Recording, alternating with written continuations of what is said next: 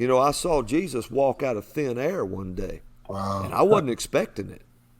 Steve, I wasn't expecting it. I just saw him step out of another world. He came into the room where I was. I'm not talking about in like a dream. I'm sitting there studying. And I'm getting ready to go over to a church and preach. And the Lord said, I got up and they were starting praise and worship. Well, I never would go into the church until praise and worship started. That way I didn't have to talk to a lot of people, because I want God's voice to be the last thing I hear before I preach. Yeah, and so I walked in there. I don't want to preach the gospel according to them. So, so I go in there. I start to get up and go in there, and the Lord said, won't you just sit down here a while for me and spend some time with me? I said, okay. I sat down. I said, Lord, a few minutes, I got up to pray again, knelt down and got up to leave. And he said, won't you stay a while with me? I said, Lord, they're doing praise and worship. He said, he said, I can handle that. Yeah, I was praising. I can hear that. yeah. I mean, duh. He said, I can handle that. I sat down. I said, yes, sir. Because I'll do anything he tells me. As long as I know he told me, I don't have no problem with it. And I knelt down again to pray, and I got back up and sat down. And I looked over to my right, just like that. And when I did, the air in an oval shape turned into water.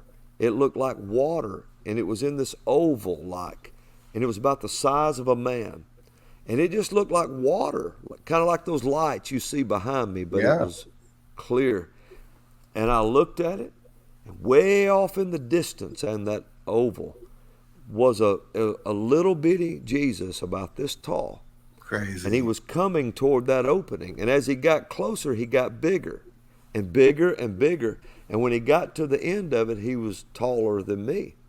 And he stepped right through that thing. And I'm just looking. You can imagine what I'm thinking.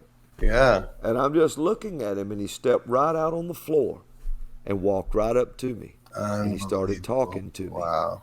And to this day, and I'm listening and I'm answering, and to this day, I don't know what he said. You don't know what he said? And the only thing I remember that he told me before he left, I guess he just stepped back in there and left. He said, I'm going to appear this way to you 3 times in your life. And he stepped back, and he was... Wow, didn't even tell you why. No, he left, but whatever he told me, I understood while I was talking to him. So it had to be in my spirit. So it's somewhere in you, but you don't remember it? Is that what? Yeah, but how many times I wonder, has it came out? Yeah, it probably has. Yeah, but at the time I knew it. I mean, he could appear to you in any way, but he's basically saying, I'm going to do this Stargate thing 3 times. This way. He said, I'm going to appear this. Now, they don't mean he's not going to appear to me other ways. Yeah, he could just appear in the middle of nowhere. He could come in like an angel. Yeah, but I guess he must be communicating to you that when each of these 3 times, it's super significant. Yeah, he's going to talk to me. Yeah, he's going to talk to me every time. And I'm going to tell you, Steve, whatever it was, I knew it when he was talking. I just don't know it now. When I came back to this world, it so struck me, Yeah. And so I wasn't asleep either, brother. I'm looking at him like I'm looking at you. He just came through that thing and he talked. Bob Jones tells a story about being caught up to heaven, and I don't think he was a very, very good student or anything. He was a very young man. I don't remember exact age. He was dying or something, and he gets caught up, and then he has the encounter with the Lord.